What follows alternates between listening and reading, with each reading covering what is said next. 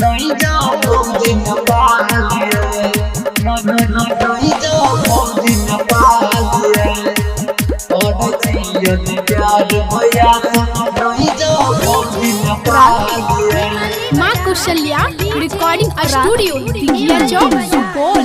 जाती छोड़ के यहाँ कोना रात पूरा हाल में रात पूरा हाल में जाती छोड़ के यहाँ ना रात पूरा हाल में कर यदि प्यार भैया सो ये भौजी सुनो कर यदि प्यार भैया सो नहीं जाओ भौजी नेपालिए कर यदि प्यार भैया सो नहीं जाओ भौजी नेपालिए नहीं जाओ भौजी नेपालिए नहीं जाओ भौजी नेपालिए और यदि प्यार भैया सो नहीं जाओ भौजी नेपालिए। खेत में खाना पीना पीतन पानी खेत में खाना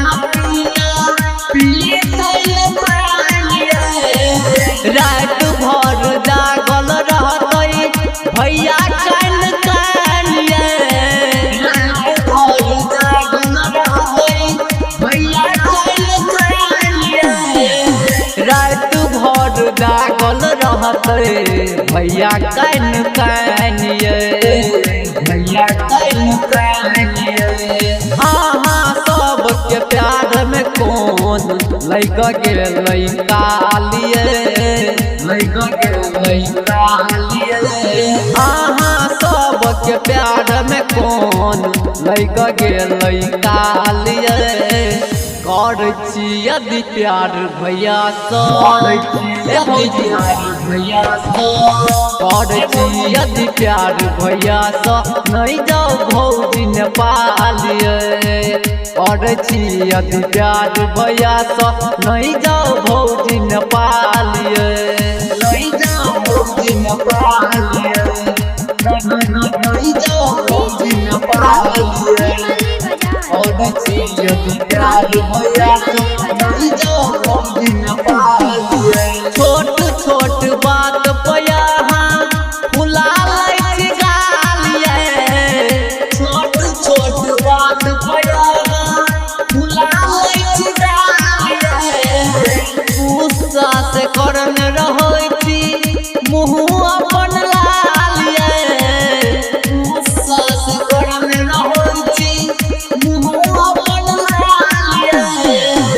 गुस्सा से करन रहै छी मुँह अपन लालिए मुँह अपन लालिए।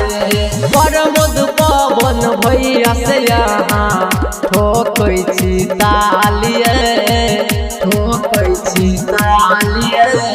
अशोक देवरवा के बात मानू नहीं फुलाबू गालिए कर यदि प्यार भैया सो यदि प्यार भैया सो कर यदि प्यार भैया सो नहीं जाओ भौजी नेपालिए कर यदि प्यार भैया सो नहीं जाओ भौजी नेपालिए।